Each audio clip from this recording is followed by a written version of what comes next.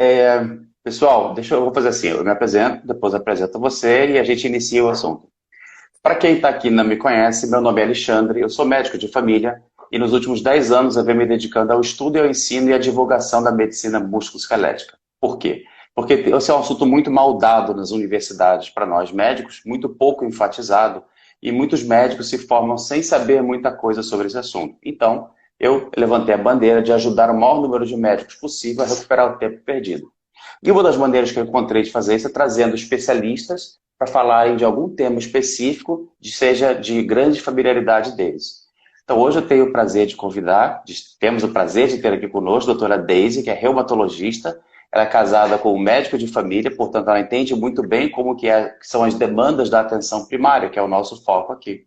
Então, doutora Daisy, que tal você se apresentar um pouquinho? Claro. Bom, então eu sou Daisy, eu sou médica reumatologista, eu atuo em Porto Alegre, trabalho no Hospital Nossa Senhora da Conceição, também já fui médica teleconsultora do Telesaúde e eu gosto bastante assim dessa linha de trabalhar assim a reumatologia destinada a PS, então é um assunto que eu gosto bastante. Legal. Engraçado que a gente tinha combinado de fazer essa live já há umas 2 semanas. Aí É houve um verdade. problema, a Daisy ficou doente, não pôde, enfim, aí marcamos para hoje. Hoje de manhã, primeiro paciente que eu atendo no posto de saúde, a mulher me chega com a mão parada assim. O que que houve? Aí eu olhei para a articulação metacarfalangiana, estava edemaciada, estava quente, sensível à dor. Falei assim, tá, é uma artrite, né? Mas e daí? Da onde veio isso? Aí eu lembrei da Daisy e falei, assim, nossa, não é possível, né? Que curioso. Coincidência, Então, né? Isso aí. eu até tirei Sinal, foto para registrar, né? Então, hoje o claro. assunto da nossa live é falar sobre a avaliação de uma artrite, como foi aconteceu comigo. Chegou uma paciente com uma artrite franca, clássica, tá? O que que eu tenho que investigar? Em que eu tenho que pensar? Com o que que eu tenho que ficar preocupado? Como que eu vou tratar? Preciso ou não preciso pedir exames? E hoje então, a doutora Deise vai nos dar uma mão com isso. Então, Certo. passo a palavra para você, sou todo Opa, ouvidos. desculpa só um pouquinho aqui. Só ajeitar aqui um pouquinho. Tá. Bom, então assim, acho que o primeiro passo, assim, a primeira coisa que a gente tem que ver é que, diferente de nós reumatologistas, vocês têm um vasto número de queixas reumatológicas e claro que a grande maioria delas não vai ser uma queixa de uma doença inflamatória sistêmica que vai requerer exames ou encaminhamento ao reumatologista, né? Então, acho que a primeira coisa importante é a gente pensar esses pacientes que vão requerer essa atenção a mais. Tá? Então, assim, um aspecto importante é o tempo de evolução do quadro, né? Então, um paciente que tenha um quadro articular, uma artralgia, por um curto tempo, menor que 6 semanas, a gente vai poder esperar, reavaliar. Vocês na atenção primária têm essa chance da demora permitida, né? Vocês conseguem reavaliar o paciente. Então, ai, desculpa, só que eu tô com um probleminha aqui do Estou ajustando. Sem É que eu ia usar o problemas. computador, mas a minha internet está ruim, aí estou tentando ajustar o celular aqui. O Juliano está segurando para mim. Mas não dá para fazer live no celular, no computador, tem que ser no celular mesmo. Ah, é? Ah, tá. Ó, Então tá. Então macete, agora eu já. pega um copo desses, um tipo uma coisa dessa assim, o porta-lápis, tira tudo, bota o celular dentro que funciona que é a beleza. Ó, boa, viu? Ó, aprendendo aí MacGyver, dicas de né? como fazer live, viu? Não é só dor e osteomuscular e artrite. Muito bom. Então, assim, então a gente vai ter esse tempo, né? Um paciente com artralgia, a gente vai observar, vai tratar inicialmente e reavaliar em 6 semanas. É a partir de 6 semanas que a gente começa a se preocupar com um quadro de dor articular, salvo se tiver algum sinal de alerta, né? Que aí o que vai ser sinal de alerta? O paciente apresentar uma artrite, um edema, né? E nesse caso a gente tem que se preocupar mais com esse paciente, apresentar algum sinal ou sintoma sistêmico também é uma indicação da gente já fazer uma avaliação ali no momento inicial que está vendo esse paciente, tá? Casos assim de artrite, por exemplo, uma monoartrite, é bem importante a gente lembrar da artrite séptica, tá? Que é um quadro com potencial que pode levar dano permanente da articulação. Então, a gente tem que lembrar disso, procurar sinais e sintomas que surgiram esse diagnóstico, lembrar que não é só febre, tá? Um sinal de artrite séptica, às vezes o paciente pode ser afebril. Então, a gente vai investigar se ele tem uma comorbidade, alguma porta de entrada. Então, esse acho que é o ponto principal, excluir artrite séptica num caso de uma monoartrite. Bom, então assim, não sei se eu vou continuando, Alexandre, vou falando, como é que a gente faz a avaliação, posso Eu continuar? estava pensando também, quem sabe a gente não pega esse caso clínico que eu atendi hoje para exemplificar. Tá, pode ser, Então, pode vamos ser. lá. Eu atendi hoje uma senhora que devia ter seus 50 e poucos anos de idade, que de ontem para hoje evoluiu com dor, uma artralgia na articulação metacarpofalangiana do dedo indicador. Então, ela veio hoje de manhã já apresentando sinais flogísticos clássicos, então dor, rubor, calor e edema. Tinha dor na movimentação passiva e tinha dor ao mínimo toque. Então, era uma artrite, né? Tá. Perguntei a ela o que tinha acontecido, ela disse que nada. Perguntei se ela andou fazendo a unha, se tinha alguma ferida, alguma coisa, ela disse que nada. Perguntei se ela teve febre, nada. Já teve isso antes? Nunca. Na sua família alguém tem algum problema reumatológico? Nada. Você já teve uma coisa parecida? Nunca. E aí eu fiquei, bom, não sei de onde veio, mas eu sei tratar. Uhum. Vamos tratar e em seguida investigar para saber o que está acontecendo. Tá.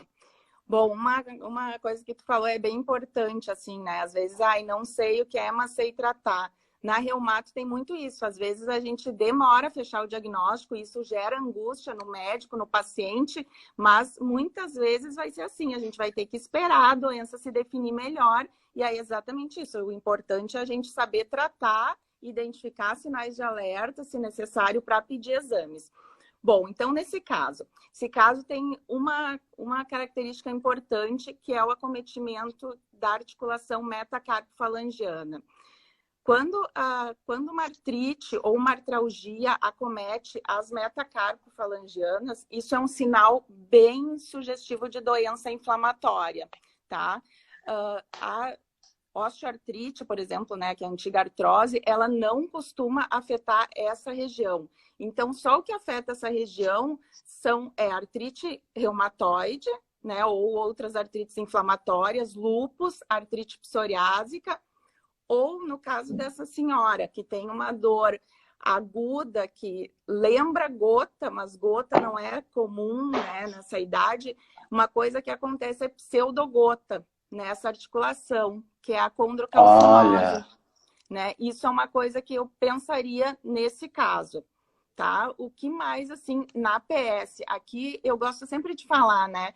Que uma coisa é uma paciente num consultório de reumatologia, que ela já passou por alguém antes, grande parte já das vezes, filtrou. outra coisa na PS. Então, aqui a gente vai falar, acho que, né, na PS. Isso, Essa foca a paciente, peça. nesse momento, com tudo que tu avaliou, que tu me falou, eu não solicitaria exames, se ela estivesse em bom estado geral, não solicitaria exames necessariamente no momento ali, na hora da apresentação clínica. Trataria com corticoide ou anti-inflamatórios e pediria a ela para retornar em 1, 2 semanas, tá? Orientar que se evoluísse com algum outro sinal flogístico, edema em toda a mão, enfim, ou febre, mais ainda, que procurasse, então, atendimento novamente. Por quê? Agora, o que me chamou Por a aquela atenção, questão do tempo. Hã? desculpa te Oi? interromper, mas o que me chamou a atenção foi você comentar que a artrite reumatoide, lúpus, às vezes começa com uma articulação. E eu havia aprendido que já começaria com todas as articulações Não. metacarpofalangianas. Isso para mim é novidade. Não, a gente tem, pois é. Por isso, assim, uma coisa que é bem legal, né, te agradeço o convite, né, da gente conversar isso, é que hoje em dia a gente tem uma grande preocupação em tratar artrite reumatoide, principalmente precocemente, né? O tratamento precoce é o principal fator preditor de bom prognóstico. Então, na reumatologia, toda a nossa busca é para detectar esses pacientes precoce. E, assim, eles não só eventualmente começam só com uma articulação edemaciada, como principalmente começam só com artralgia. Pode não ter nenhuma articulação edemaciada, tá? Então, E, assim, ela vai ter um início, a gente vai ter que ver se não tem artralgia em outras articulações também, tá? Mas ela pode sim começar como monoarticular. Claro, acaba na maioria das vezes chegando para a gente já um quadro poliarticular, mas ela tanto tem pacientes que já começa aquele clássico, né? Toda a mão é demasiada, mas outros começam com só artralgia ou às vezes uma monoartrite. Por isso o período das 6 semanas também, né? Mas se o objetivo é tratar precocemente, por que não, então, investigar precocemente? Porque antes das 6 semanas, aí a gente vai pegar casos que são agudos, né? E antes de 6 semanas, a gente tem uma gama muito grande, assim, de pacientes que podem apresentar artralgias por uma infecção, por exemplo, né? É muito comum a gente ter artrite reativa, reacional, nem vou falar reativa, que não é aquela clássica reativa que a gente, né, tem de uretrite, conjuntivite, Reiter, né? artrite. Não, é uma artrite reacional mesmo, depois de uma infecção urinária, tu pode fazer um quadro de, normalmente artralgia até, artrite mesmo é mais difícil, mas pode fazer. Então, por isso a gente dá esse período de 6 semanas para começar a investigação. O período que a gente tem, assim, para tratar R, garantir esse bom prognóstico com tratamento precoce, iniciou com 1 ano, né, que a gente chama janela de oportunidade, e atualmente se diz assim, o ideal mesmo é 12 semanas. Então, assim, a gente tem um tempo. Então, isso, o paciente vem, tu viu que não tem nada grave, pede para voltar em 4 ou 6 semanas, e aí tu pede os exames. Se ficou na dúvida, digamos assim, tu viu essa paciente, aí tu pensou, bah, mas tá, tudo bem, né? É agudo, mas tô meio com receio, né? Senti que não tô seguro de liberar. O que a gente pode fazer uma abordagem inicial? Um hemograma, VSG, PCR, transaminases, creatinina, e eu gosto muito de pedir um EQU, porque um qualitativo de urina, né? Vocês falam aí, é isso? Parcial de urina. Parcial de urina. Tá. Porque, digamos que sejam lúpus, que estejam iniciando, e que lúpus também é frequente não ter uma artrite tão exuberante, e tu vai pegar ali no EQ uma alteração mais grave, entende? Então, assim, eu recomendo iniciar a abordagem com esses exames, se caso tu quiser começar antes das 6 semanas. Porque, assim, a gente tem um grande, até 10% da população pode ter fator reumatoide positivo, pode ter FAM positivo sem ter a doença. E tu sabe, né? A artralgia é muito comum. Então, daqui um pouco, se tu começa a pedir, vem esses exames positivos e eles vão acabar te atrapalhando. Então, por isso a gente deve evitar. Primeiro a gente faz a hipótese, depois a gente pede o exame. Até porque, se tu fizer tua hipótese bem feita, o paciente tiver uma artralgia inflamatória, que eu já vou conversar um pouquinho depois disso, mesmo que venha provas inflamatórias normais, fator reumatoide negativo, o anti-CCP, que é um outro exame que aparece mais precocemente, negativo, pode ser artrite reumatoide. 20% delas vão ser soronegativas. Então, aí eu vou falar da artralgia, então, que era o que eu ia falar, que eu acho que esse é o... Deixa eu fazer uma pergunta antes, então. Aqui em Florianópolis fizeram alguns protocolos para a gente poder encaminhar. Então, por exemplo, se eu tenho um paciente que tem tudo para ser e eu quero encaminhar, eu só posso encaminhar para o reumato se eu tiver alguns exames prontos. Eu tenho que ter fator reumatoide, proteína C reativa e VHS positivos. Caso contrário, nem adianta encaminhar que eles devolvem. Tá. Faz sentido Olha isso? Só. Pois é, eu participei até do protocolo do Ministério da Saúde. Eu escrevi junto. Vocês não usam mesmo, será? Porque no protocolo... Acho que sim, é possível. Tá, o que acontece? Na verdade, às vezes na avaliação está sendo feita errada. Então, o protocolo, ele diz, inclusive, que no encaminhamento não deve ser retardado pelo aguardo de exames. Então, assim, o protocolo... Tem no protocolo encaminhamento se squeeze positivo, que o teste de squeeze é um teste que tu faz a compressão aqui na minha Só para apertar aqui isso. Isso, é assim. Claro, né, gente, quem tem fibromialgia vai doer todo o corpo, mas aí a gente vai perceber, né? Então, assim, o squeeze positivo, rigidez matinal maior que 1 hora já são critérios. E uma artrite, a gente colocou a mais uma artrite, porque também tem um número grande, assim, então uma articulação edemaciada é critério para, né, já tem critérios para encaminhar. Às vezes, quando o pessoal fica na dúvida, de repente eles pedem algum exame, mas se não, aí tem que ir atrás se é o protocolo, ver o protocolo mesmo, como está escrito lá direitinho, e de repente ver quem está avaliando.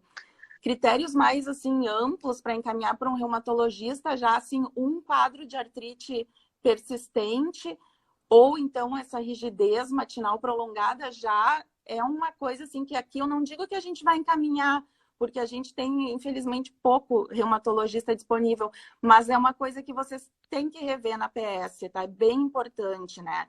Essa rigidez matinal seria, então, aquilo, né? O paciente acorda de manhã, não consegue fechar as mãos. É difícil, às vezes, a gente perguntar se ele se sente travado de manhã, eles, às vezes, não sabem responder. Então, assim, uma coisa boa que eu gosto de perguntar assim, consegue escovar os dentes de manhã? Ah, não, doutor, não dá porque não consigo fechar a mão, daí eu vou, tomo um banho quente, alongo, depois eu escovo os dentes. Como é que é para levantar da cama? Essas são perguntas. Como então diferenciar essa rigidez matinal da rigidez matinal da artrose? Porque agora é inverno, tá frio. Os velhinhos com artrose nas mãos acordam com essa queixa também. Acordam. É o tempo, tá? Então, assim, mais que meia hora, mais que uma hora, aí não é sugestivo de artrose. E aí, isso, como às vezes é difícil o paciente ter essa percepção, aí por isso que eu uso essas perguntas, porque é difícil, né? Um paciente com artrose, ele pode ter dificuldade, mas assim, não pelas deformidades, estou falando, né? Pela rigidez. Ele pode ter uma dificuldade para escovar os dentes, mas não a ponto dele ter que andar uma hora pela casa, ter que tomar café, tomar banho para depois poder escovar os dentes. Então, eu fixo muitas vezes na limitação, se isso está limitando o paciente, as atividades dele ou não. Isso, exatamente. Acho que isso é um bom ponto assim, para a gente conseguir diferenciar. Boa dica. Então, eu focaria muito nisso. Na rigidez, assim, antes da artrite, porque a artrite inicial mesmo, ela é muito discreta. Às vezes até no consultório, às vezes não, bem frequente, no consultório de reumato a gente tem dificuldade em ver se o paciente realmente tem artrite ou se é só espessamento da articulação, né? Porque é uma coisa de sutileza, de tempo, né? Que a gente tá em treinamento, que a gente vai conseguindo palpar, e é bem sutil mesmo, às vezes. Eu lembro uma vez, estar escutando uma aula sobre doenças autoimunes, e o palestrante dizia assim, tem diversos gatilhos que podem provocar, então, uma reação autoimune. Como, por exemplo, essa senhora que eu atendi hoje. Ela não tinha nada, estava muito bem, obrigado, não fez nada diferente, de repente acordou com uma artrite inflamatória. O que você me diz sobre isso? Da onde vem esses gatilhos? Ou que gatilhos são os mais comuns? Ou tem como evitar alguma coisa?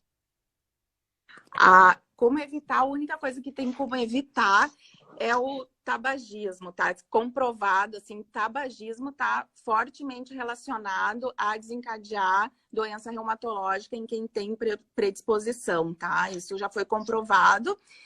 E aí outras coisas, né, que é mais difícil da gente fazer estudos para comprovar, mas que a gente sabe que tem muita influência, a alimentação, né, saudável, a gente ainda não tem um alimento específico, alguma coisa específica, a alimentação saudável e o estresse.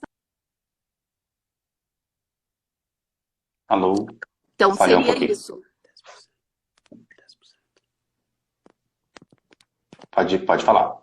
Tá. Então, são essas infecções também funcionam como gatilho, tá? Para desencadear um processo autoimune. E outra coisa, assim, é a gestação, né? A gestação também, assim, uma paciente com predisposição, porque a gestação tem todo essa cascata, esse turbilhão, né, de antígeno, né? Um bebê, um corpo estranho. Então, também pode acontecer de desencadear uma doença autoimune.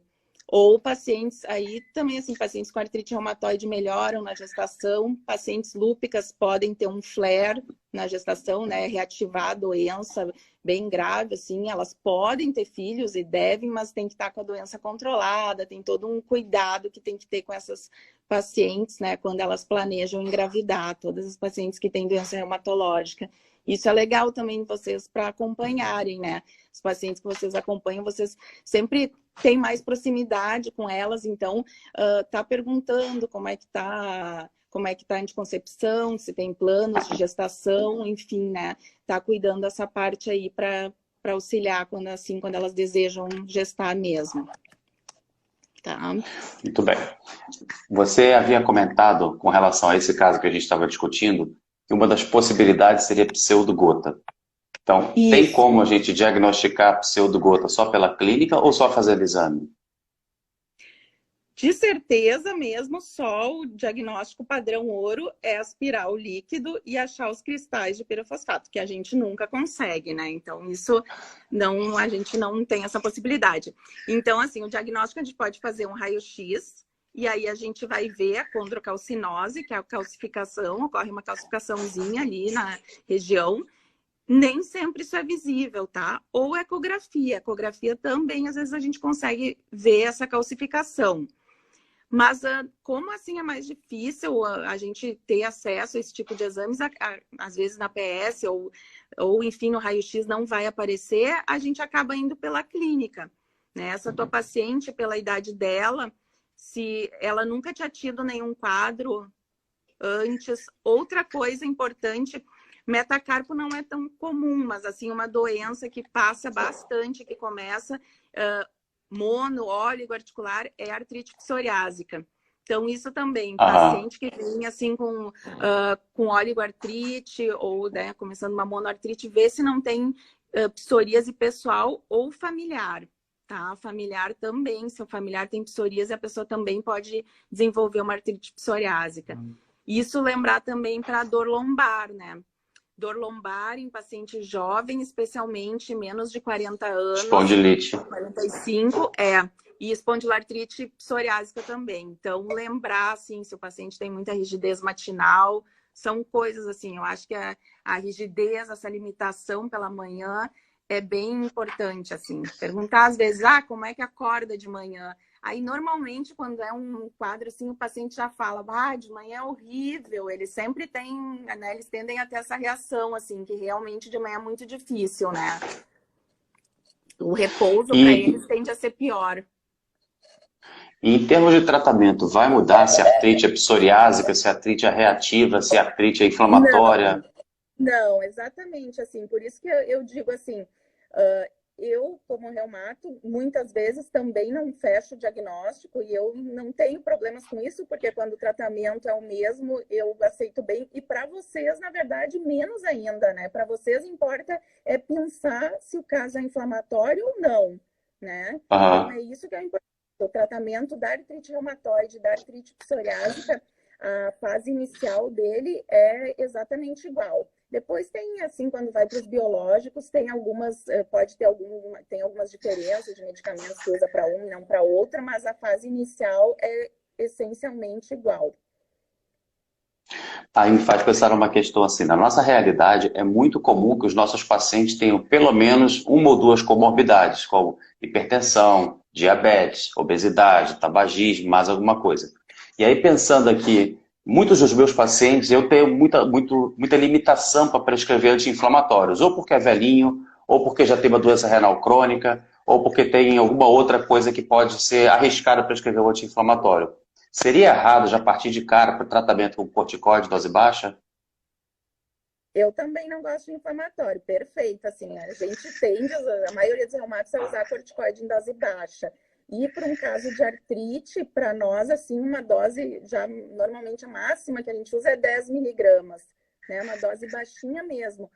O que a gente faz, assim, uma dica prática, dividir a dose, 5 miligramas de manhã e 5 à noite, que essa dose da noite vai evitar que o paciente tenha aquela rigidez da manhã. Só que aí, tá, Alexandre, o que é importante? Lembrar que tu vai usar o corticoide, tem grandes chances do paciente melhorar. tu tem que ficar vigilante, tem que reduzir o corticoide, porque o corticoide, mesmo que tire a dor, se o paciente não tratar, não começar com uma droga modificadora do curso da doença, ele vai progredir para a evolução de deformidades, tá? Então, assim, certo. Mas aí você está pressupondo. Só que eu vi uma pergunta, não vou deixar passar um comentário, que alguém falou que tomava uma dose bem mais alta. Isso é para artrite, tá? Para artrite, só a gente para tratar a artrite, que é essa dose baixa. Existem doenças na reumatologia que a gente usa 60, 80 miligramas por vários dias, às vezes meses, né? Só para deixar isso é para artrite, assim, em caso que a gente não tem diagnóstico, que é só uma dor na articulação, até que a gente consiga usar um remédio que mude o curso da doença. Eu ia perguntar... Assim, vamos imaginar, peguei então uma senhora de 70 anos de idade que evoluiu com uma monoartrite inflamatória e ela tem doença renal crônica. Não quero prescrever anti-inflamatório, mas ela começou, não tem nem 6 semanas ainda. Então, a rigor, ela não tem critério para sair investigando. Eu vou começar corticoide dose baixa, mas eu já vou pedir exames ou eu espero? Tu pode esperar. As 6 semanas. Por exemplo, começaria corticoide em dose baixa para ela. Começaria, digamos assim, isso não tem uma receita, estou fazendo aí a minha prática, né? Começaria 10 miligramas, 5 de manhã e 5 de noite. E aí eu planejaria, há 4 semanas ela estaria com artrite, né? Que tu me falou mais ou menos, né? Então começaria assim, isso? Tu chegou a falar quanto tempo, assim, Estou pegando um caso hipotético aqui. Chegou uma paciente com menos de 6 semanas de evolução, então eu não tenho um diagnóstico ainda de uma artrite sistêmica, de uma artrite inflamatória, se eu não vou investigar, por quanto tempo vou deixar aquele corticoide, se eu tiro o corticoide antes para investigar depois? Então, a gente vai fazer assim, a gente pode começar, por exemplo, com 5 miligramas 2 vezes ao dia, e aí a gente pode fazer a cada 3 dias e baixando meio miligrama. Tá? Então, assim, pode usar 5 de manhã, 5 de noite, aí usa 3 dias, depois baixa vai ficar 5 miligramas de manhã, 2,5 à noite, e vai baixando, e aí tu programa a volta dela para quando ela já tiver terminado o corticoide, tá? Que aí tu vai ver novamente, ela vai te contar se de repente, doutor, quando eu usei, estava super bem, aí fui baixando, voltou a piorar, ou não, ela vai já ter melhorado e não vai ter sintoma mais nenhum, e aí ok, né? Então, aí tu vai fazer a avaliação. Se ela tiver ainda sintomas persistentes, aí já vai ter fechado as semanas, aí sim tu faz essa avaliação complementar. Porque também deixar o corticoide e não fazer a vigilância, às vezes o paciente vai embora e fica ótimo com o corticoide, porque as pessoas ficam bem. E aí a gente pega depois, anos depois, com deformidades já estabelecidas, porque o corticoide não vai barrar, né, essa progressão radiográfica que leva a deformidades. Perfeito. E, na sua opinião, você acha que na APS a gente poderia ou deveria iniciar as drogas modificadoras de doença? Ou isso é uma coisa que deveria ser só com reumato? Bom, assim, ó, isso é um tema controverso, né? Na verdade, assim, a prevalência da artrite reumatoide é 1%, né? Então, se a gente for considerar a população, né, de abrangência de da PS, que seja 3 mil pessoas, digamos, vai ter, então, 30, né, pacientes. Então, é um número expressivo. Os pacientes têm demorado normalmente 1 ano e pouco para chegar no reumatologista, mais de ano. Então, assim, perdeu a janela de oportunidade, né? Então, o que eu acho, assim, talvez a gente possa começar um movimento de tentar introduzir de alguma maneira, achar algum recurso para auxiliar o pessoal na PS e começar essas medicações, né? Acho que em alguns casos onde a gente vê que está demorando, que o paciente tem fatores de pior prognóstico, que fatores são esses, aquele paciente que já começa com quadro poliarticular, exuberante, né, o paciente tabagista, ou que tem fator reumatoide, anti-CCP em título bem alto, esse é um paciente que a gente já tem ideia que ele vai progredir mal. Então, talvez seja esse um caso de iniciar. Só que aí, assim, quando algum médico na PS inicia, o que eu acho que tem que ter muito cuidado é isso, assim, é uma medicação que tem riscos, né? A gente está acostumado a usar, então, assim, tem que fazer a vigilância, tem que fazer os exames conforme indicado, né? É uma medicação que requer exames inicialmente, assim, o metrexato, por exemplo, inicialmente a gente faz exames a cada mês, né? Depois a cada 3 meses. Então, tem que cuidar antes de prescrever, tem toda uma lista de perguntas que a gente tem que fazer, de cuidados, de contraindicações. Então, seguido isso, eu acho que sim, mas entende assim, sim, mas com muita cautela. Qual o remédio que eu acho que dá para iniciar, além do corticoide, para não deixar a pessoa com corticoide? É a hidroxicloroquina. Tá? A hidroxicloroquina, que está tão falada aí, então a hidroxicloroquina para os nossos pacientes, ela é maravilhosa, tá? Então, assim, a gente é uma medicação que as lúpicas todas têm indicação de usar, porque ela diminui a recidiva de doença, independente dos outros remédios que estejam usando, então, salvo, né, contraindicações específicas, em modo geral, todas devem usar. Na artrite reumatoide, também ela tem benefícios até de reduzir risco de progressão para diabetes nesses pacientes. E a gente não encontrou esses eventos adversos relatados na COVID, né? Que, claro, é um grupo totalmente diferente de pacientes, né? Um subgrupo bem diferente. Então, na PS, eu acho que ela é a medicação ideal. Qual o cuidado dela que a gente tem que ter? A avaliação oftalmológica. Ela com o tempo de uso, por isso que tanto que para a COVID nem se falou nesse para efeito, porque isso leva anos para poder dar um problema, né? Que ela pode depositar na retina. Então, assim, depois de um tempo de uso, pode ter alteração. Então, o que que a gente faz? A gente faz avaliação oftalmológica anual. Antes. E pode fazer antes, não é obrigatório fazer antes, mas, na verdade, para liberar a medicação, pelo LME, pelas medicações especiais do Estado, eles exigem uma avaliação antes. Então, faz essa avaliação antes e depois a cada meio ano.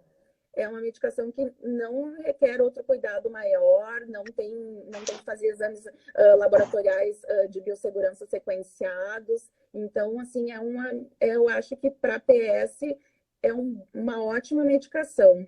Tá? Para começar, Fantástico. e também vai ajudar até na revisão. O paciente responde, já é mais uma coisa para ligar para lá e para falar, ó, respondeu a corticoide, respondeu o Roquinol, porque ela não é modificadora do curso da doença, tá? Por isso é a questão, ela é ótima, mas para artrite reumatoide mesmo, não é ideal que ela seja usada em monoterapia, tá? Na maioria dos Perfeito. casos. Deixa eu te falar, nós temos ainda aqui um pouquinho mais do que 15 minutos. Você tem algum tema a mais que você gostaria de acrescentar e falar antes da gente abrir para as perguntas? Não, acho que até eu tinha falado, a questão das 6 semanas, da artralgia inflamatória, então, sinais de alerta na reumatologia, vou falar rapidinho, então, só repetir, né?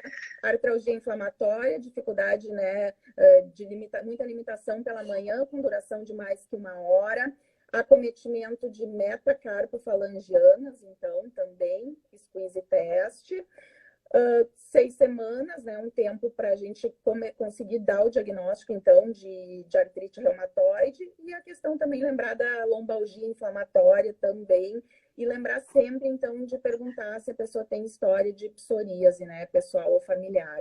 Acho que é isso aí da minha parte.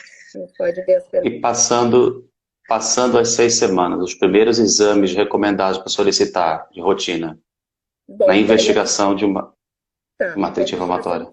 A gente vai pedir o fator reumatoide, raio-x de mãos e pés, hemograma, plaquetas, BSG, PCR, e aí, como a gente está suspeitando de artrite reumatoide, a gente já vai incluir os exames para avaliação, se for o uso de metrexato. O que é VSG? Eu não conheço a sigla. Hemossedimentação. VHS. Que a gente chama de VHS, isso. Isso, VHS. Então, vai ser PCR, VHS, o fator reumatoide, hemograma, plaquetas, e aí TGO, TGP, creatinina, que são os exames que a gente usa também para ver a indicação de metrexato, ver se não tem contraindicações ao metrexato, e sorologias virais, tá? Porque também além da questão, né, de hepatite C, por exemplo, poder cursar com um quadro similar a R, também é uma contraindicação relativa ao uso do metrixato. A hepatite C, hepatite B, e eu costumo já fazer aí o screening, né, da HIV e sífilis, né? Já aproveita a Legal, conversa com o paciente, já aproveita a situação para fazer essa revisão, tá? legal. Seriam esses. Se vem negativo, né, aí a gente teria o anti-CCP, né, que a indicação clássica dele é suspeita de artrite reumatoide, fator reumatoide negativo. Aí a gente pode solicitar o anti-CCP.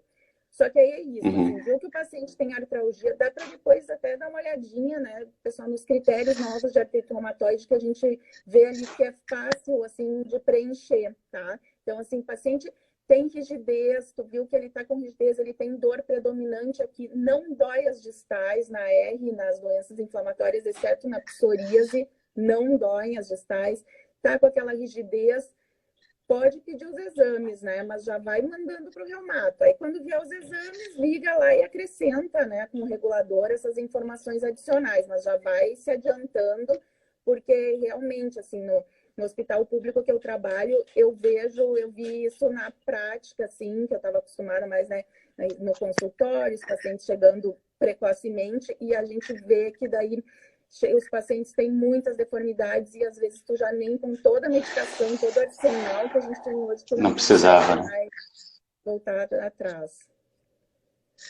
Agora, deixa eu te perguntar, assim, talvez você não esteja familiarizada, por isso eu quero saber. Já ouviu falar no reflexo inflamatório? A neuromodulação do nervo vago? Não, não. Isso é uma coisa que eu acho bacana, assim, esse congresso que a gente vai ter, estou falando agora para o pessoal que está escutando a gente.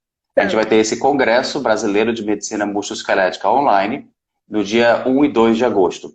E o objetivo aqui é trazer profissionais de várias áreas diferentes para estar discutindo temas dentro das principais dores musculoesqueléticas. Uma Uhum. das coisas que eu aprendi com acupunturistas, especificamente os que fazem eletroestimulação e neuromodulação, é o seguinte: nós temos ramos do nervo vago no pavilhão da orelha. Se a gente coloca duas agulhinhas de acupuntura e faz estímulo elétrico, a gente consegue fazer uma estimulação do nervo vago. O vago, ele está implicado em várias áreas do corpo, na frequência cardíaca, no peristaltismo, no baço esqueci o outro órgão. Mas enfim, posso uma longa história, um assunto para uma live inteira, mas o que foi demonstrado em modelos de sepse com ratos de laboratório foi o Kevin Tracy, que fez essa pesquisa aí em 2012. Ele pegou ratos de laboratório e induziu o modelo de sepse. Ele perfurava o peritônio e fazia acompanhava no tempo quanto tempo demorava para eles entrarem em septicemia e morrer. E depois ele fazia a mesma coisa, mas estimulando o nervo vago com cargas elétricas de baixa voltagem e durante um tempo. O que ele percebia é que a grande maioria dos ratos demoravam muito mais tempo para morrer e alguns não desenvolviam sepse. E aí então começou-se a estudar isso aí e descobriram que a neuromodulação do nervo vago tende a reduzir a quantidade de fator de necrose tumoral e interferon alfa. E aí então começou-se a estudar nas doenças autoimunes e foi visto muito efeito bacana. Dentre outros, também é muito utilizado para crise convulsiva, para depressão grave e alguns tipos de dores. Então, eu achei bem bacana a gente estar trazendo para esse congresso alguns profissionais que vão falar sobre isso, como que isso pode estar sendo usado em pacientes com artrites sistêmicas como alternativa à farmacoterapia. Porque Uhum. assim, hoje em dia já desenvolveram um fone de ouvido, é como se fosse um fone de ouvido, você encaixa na orelha, bota um álcool gel ali ou alguma coisa, e ali já fica estimulando o nervo vago por ali. Então o cara, uma vez por dia, vai lá, estimula durante 1 minuto, já tá bom. Tá bem interessante o estudo, depois eu compartilho contigo, mas é muito Uhum. interessante.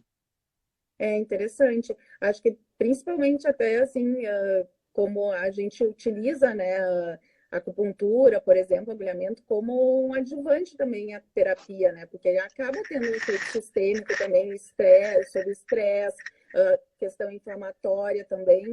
E às vezes a gente consegue reduzir o uso, às vezes não frequentemente, reduzir o uso de anti-inflamatórios, reduzir o uso de corticoide, que o nosso objetivo, na verdade, é esse, é conseguir ficar só com as drogas modificadoras do curso da doença, né? Não precisar lançar mão por muito tempo dessas outras medicações.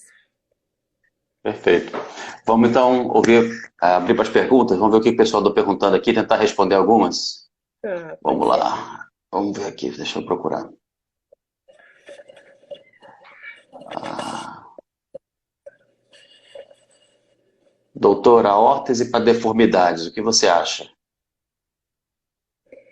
Bom, isso depende na fase aguda, sim, da artrite, não, né? A gente tem que tratar. Na fase crônica, sim, tem órteses que ajudam muito, tá? Isso, principalmente o pessoal da terapia ocupacional também, eles têm algumas órteses que ajudam para que o paciente consiga realizar algumas atividades. Aí podem ser utilizadas, né? Esse pessoal mais, né, da fisioterapia de mãos, da fisiatria, que que indica essas órteses, tá? Para casos específicos, né? Que a gente não costuma muito, não costuma não, que está até contraindicado. Às vezes o paciente tem artrite no punho, né? Ativa, e aí coloca uma órtese e fica com aquela órtese, né? Para diminuir a dor. Isso é bem ruim porque acaba atrofiando a musculatura e tendo um prejuízo, né? Então, assim, a órtese para corrigir a deformidade ali com a indicação pode ser útil, né? Não vai reverter a deformidade, mas ela vai auxiliar nas atividades.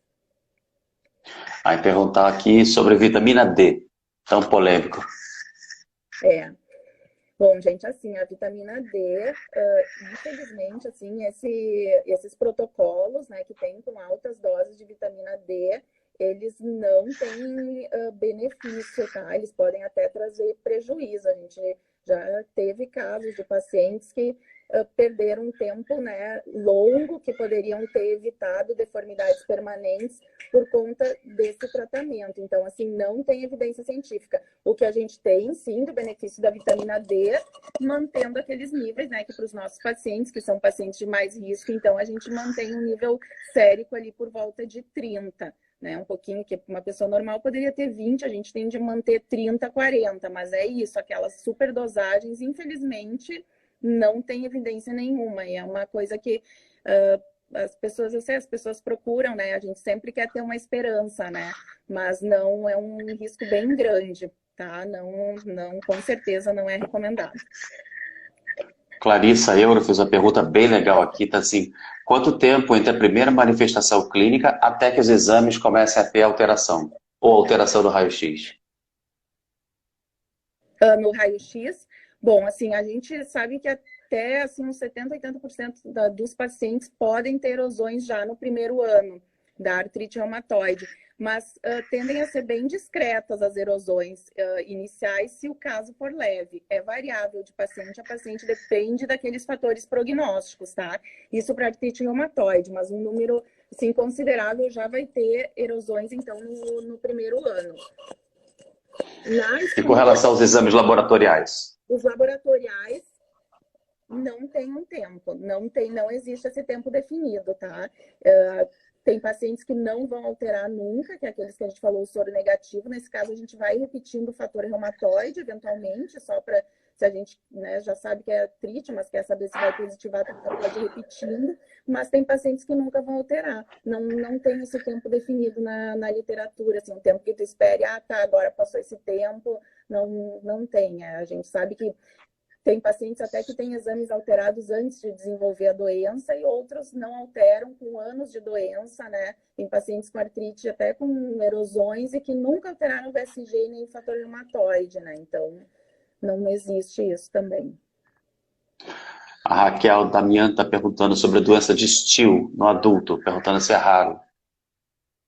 Uhum.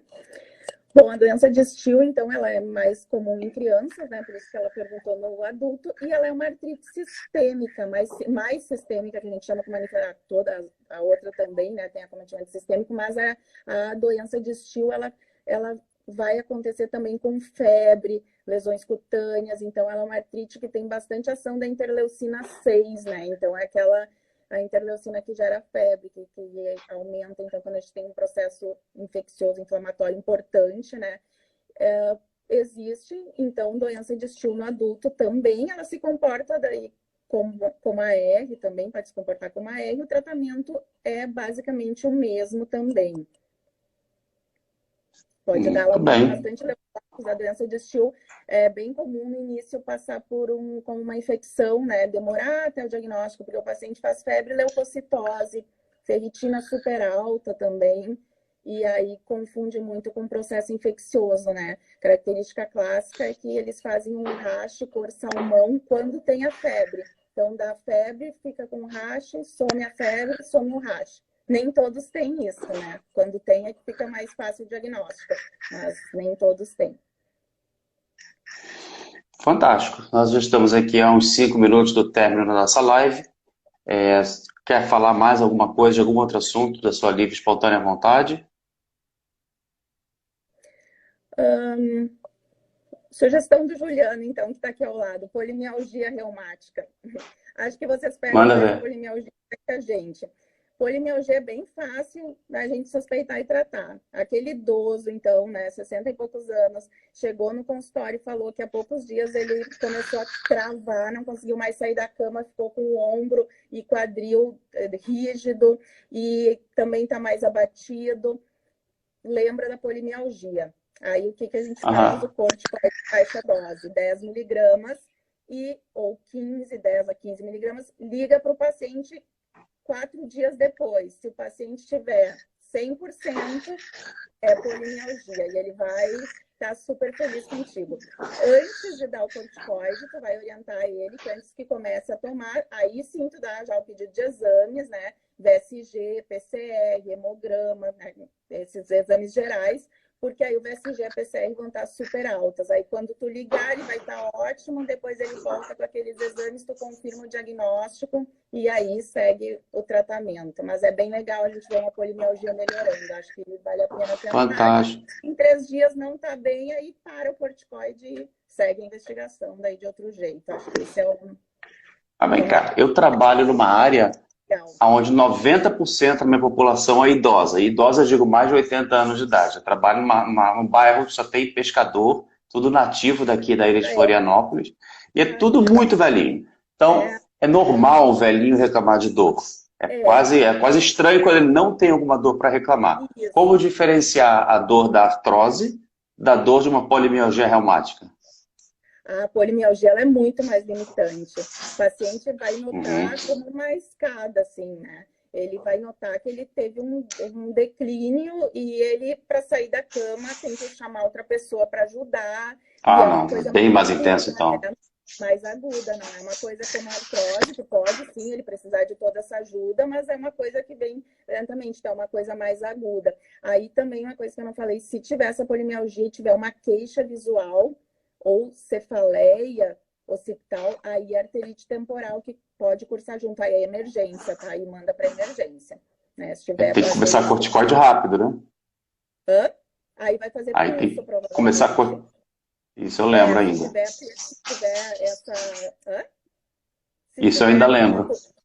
E aí você tem uma cortina, tem aquela perda súbita irreversível no início, né? Que baixa uma cortina preta, né? No olho, aí emergência, que daí porque pode levar a cegueira irreversível. Então, sempre quando eu trato a polimialgia, eu aviso, se tiver alguma cefaleia importante, perder a visão por um tempinho, ficar preto, me liga, volta aqui, né? Isso é importante. Na reumato, nos pacientes com dor, é importante isso, né? Tu tá atento a uma mudança, a uma coisinha que tu não reparou antes, refazer a história. E eu acho que assim, tudo que não está indo bem, né? Se o teu tratamento não está indo como tu queria, tu tem que pensar um pouco, né? Tem que pensar, será que não tem alguma coisa? Revisar. Deixei passar uma coisa, pergunta tudo de novo. Às vezes eu faço, vamos começar tudo de novo. Me conta como é que foi mesmo.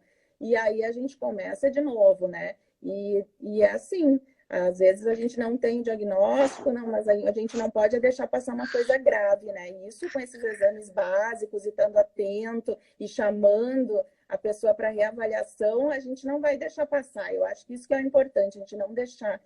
O tratamento da artrite é relativamente novo, né? Na década de 80, que a gente começou a usar o metrexato, no ano de 2000 surgiram os biológicos, que foi uma revolução.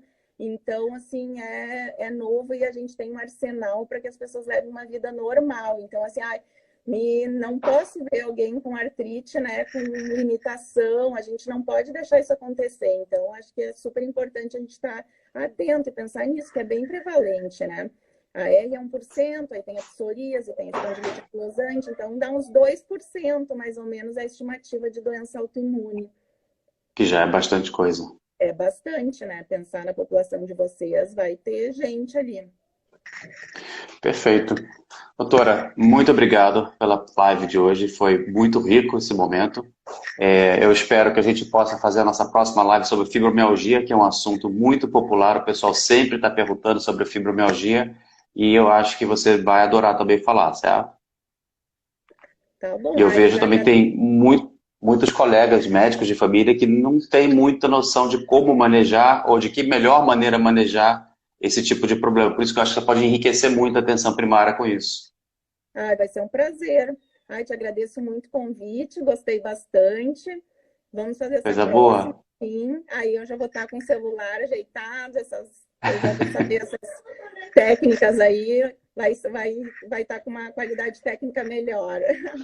Foi um prazer, Maravilha. eu gostei muito, tá? Tá bom, muito obrigado. E a quem está assistindo a gente, lembrando que amanhã vai ter uma live sobre síndrome do piriforme e o tratamento com neuromodulação. Imperdível com o Dr. Sidney. Bem Tá bom? legal. Eu mando o link para todo mundo. Então tá. Tchau, muito obrigado, boa noite.